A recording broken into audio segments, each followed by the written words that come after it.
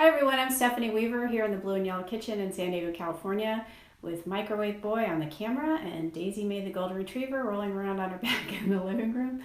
Pretty standard for us here under stay-at-home orders these days. Hope you guys are doing well. Today I'm making cucumber-avocado soup from my website mygreenreliefrecipes.com. I'm the author of the Migraine Relief Plan. And just a note for my readers, this recipe is not migraine friendly until you test some of the ingredients. But it is an incredibly delicious summer soup, and a lot of these ingredients are starting to be in season, and I wanted to share it with you because I haven't made it in a while, and it's super yummy. So how I got inspired to make this recipe was I went to a food event probably 10 years ago and met, and the food was done by a local chef named Andrew Persian, who's amazing with flavors, and he served this little, and they were tiny little taste of this cucumber avocado soup. It had, I think, cilantro sprigs on top and cilantro or lime infused olive oil. Of course, it was very fancy, but the flavor was just incredible. And so I asked him a bunch of questions about what was in the soup, and then I went home and tried to figure it out. So it's all in the blender, and if you start with cold ingredients, you can serve it immediately because it is a cold soup. So I love these Persian cucumbers. And I love them because you don't have to peel them, you don't have to seed them, you can just start with them right away. The only downside to them is that they do spoil way more quickly than a waxy cucumber would. So I've got 4 of these. I'm just taking the little stems and the tails off. Did you have a question? Oh yeah, you can't see. He's telling me, he's motioning to me. I can't see what you're doing. Sign language. Sign language. That's what a good producer does. Producer slash cameraman slash partner slash whatever you all are over there. Microwave Boy. Been together 22 years, so lots of sign language going on. I'm your pandemic partner. He's my pandemic partner. Okay, so cut into chunks, place in the blender with the lime juice, which I forgot to grab, of course, because it wouldn't be semi-live video without me forgetting something. Okay, so my trick with limes is to, well, ideally you feel them to feel if they feel juicy, but don't be feeling all the fruit. Just buy the fruit, people.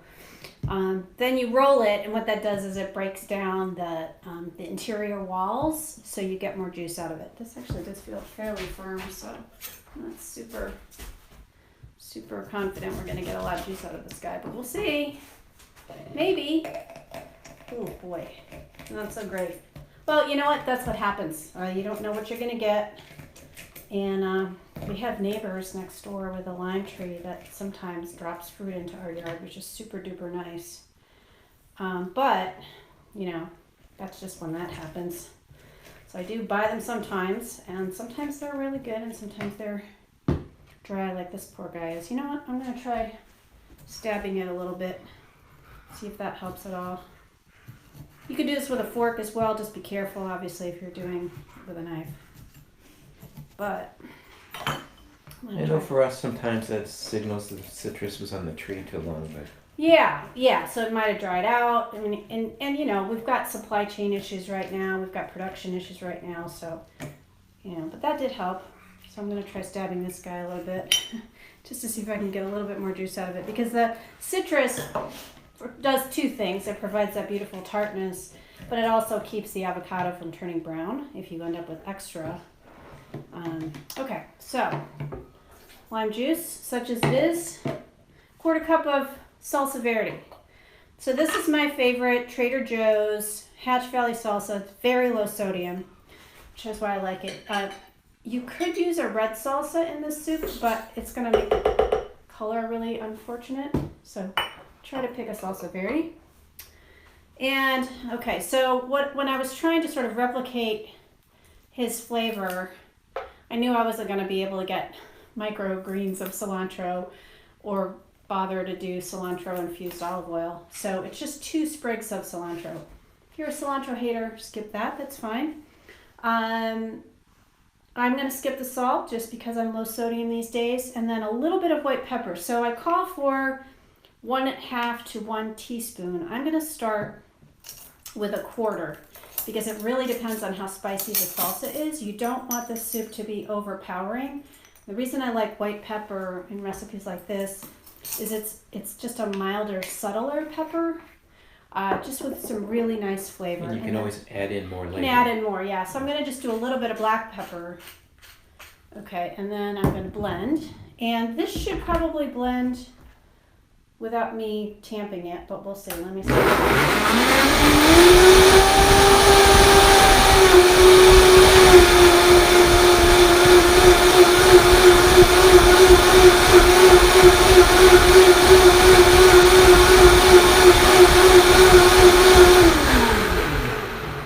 So I just wanted to get everything blended in, which it looks like it is, and then I'm going to add my avocado. So let me show you the trick for safely opening an avocado. So when you get avocados, you leave them out. They don't start ripening until they're taken off the tree.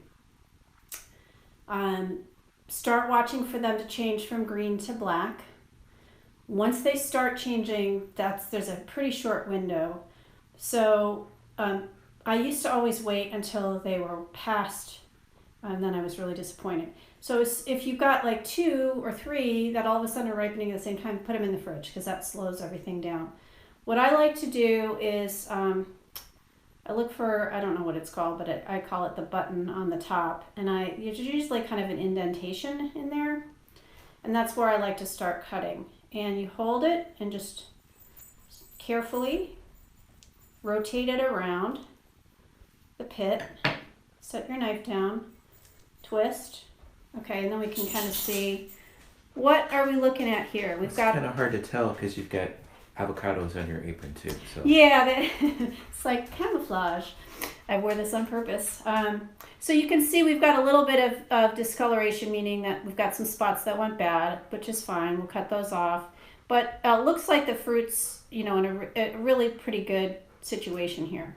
So one of the things is if the fruit is not overripe, meaning the peel has gotten hard, you can actually peel the peel off in one piece usually. Now this may be, I think this is too far. Okay, so if it's brittle like this or it's starting to fall apart, then you just have to do it with your hands. But when avocados are like perfectly ripe, you can peel this off in one piece because it's flexible, and that's sort of your indicator that, oh, I hit it just perfectly. But it's completely fine if you are a little bit late like this is.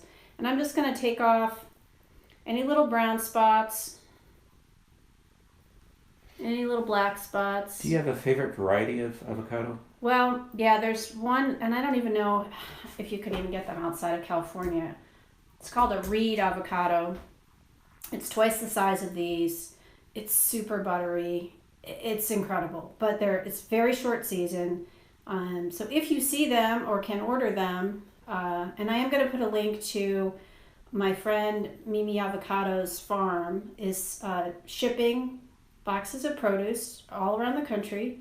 You can have the best avocados you've ever eaten in your life. You can order them from her, and they're totally worth it. So I'm going to San Diego County produces most of the avocados. Yeah, in the United States. Yeah, and so they're called ranches, which I love, avocado ranches, which I know sounds funny if you're, because obviously the avocados are not like running around on like cattle would, but they are called ranches out here for some reason. I'm not sure. Maybe because just a holdover from the ranch days when we did have a lot of ranches. So I'm going to pull off this brown spot. And since I know these are not peeling properly, I'm just going to do it with a knife. So this is, but it's really fun when you can literally, if they're not too ripe, you can pull the entire peel off, and that's just really fun. I remember I was at a food conference with the California Avocado Board or whatever it's called, and they were demonstrating stuff, and they showed us that, and I was like, oh, my mind is blown, and I need to completely rethink everything I thought I knew about avocados, because that's amazing. All right, so let me get this other one in there. So again, you see, so often that when that little button falls off, that's when you can tell that the avocado's, definitely ready to go. So we're going to see if this one feels a little bit firmer. Of course, my hands are a mess. But let me see if this one will peel. So again, when you're in produce and you're checking out avocado and you're kind of... Oh, so what I'm looking for, unless I'm wanting, did you see that? Peeled off in one piece. I want them to be green and hard because I don't want them to have started the process. I want to wait for the 4 or 5 days, depending on, weather, for them to ripen in my kitchen so I can watch them. Now, if I'm wanting to make guacamole that day, it's a little bit more hit or miss because I have to, feel them, get something that's, feels ripe. It might be over. It might be disappointing. I might buy an extra one just because I might have to cut away some bad stuff. And I forgot to add the garlic clove. Let me just wash my hands. I'm a mess. So while you're doing that, now don't you put them in a paper bag sometimes? So you can ripen them in a paper bag. I just leave them on the counter because that works fine. I'm just going to dump this in the... This is a trap door, but it also has a door on the front. I'm just going to... and I'm going to hang on to one of these because if you want to add it to... If you're storing the soup or guacamole, it's helpful to know that if you put the pit in there, it helps keep it from oxidizing or browning. But I want the last ingredient, which I forgot, is 1 clove of garlic. This is a pretty small clove, so this is the very tail end. So what I'm doing is I'm just smashing it with the flat of the knife, and that allows you to pop off the skin. So just a nice little garlic tip. All right, and that's it. That's all the ingredients. So we're going to blend, which again will be loud, I apologize, but it should only take a minute. If you have a variable speed blender, always make sure you've turned it to low before you turn it back on. Let me taste that off of here. So, oh my, that's good. Very yummy. So it definitely doesn't need any more pepper because that salsa is relatively spicy. It's very thick, so, could for sure use a little bit more lime juice. I would probably add a little bit more lime juice if I had it, or even just water at this point. You want to serve it very cold. And this is very rich, so this would be a lovely thing to do if you're having a party these days, however one does that. Do these in little shots, chilled shots. It would be very good. It's so rich. I might even add, since I have a couple more of those cucumbers, I might even add those to thin it down because they do spoil more quickly, but super delicious. So very lovely texture. It's super creamy. And yeah, it's just a really nice summer soup. So I wanted to introduce that to you today. The link will be in the comments. If you're storing this in the fridge, you want to put plastic film directly on the surface, and you can also add the pit into the container. It'll help reduce the oxidizing. Please share this if you think you have a friend that would love this soup, and thank you for following me. S. Weaver MPH on social media, Stephanie Weaver MPH on Facebook. Thanks for watching. Have a great day. Bye.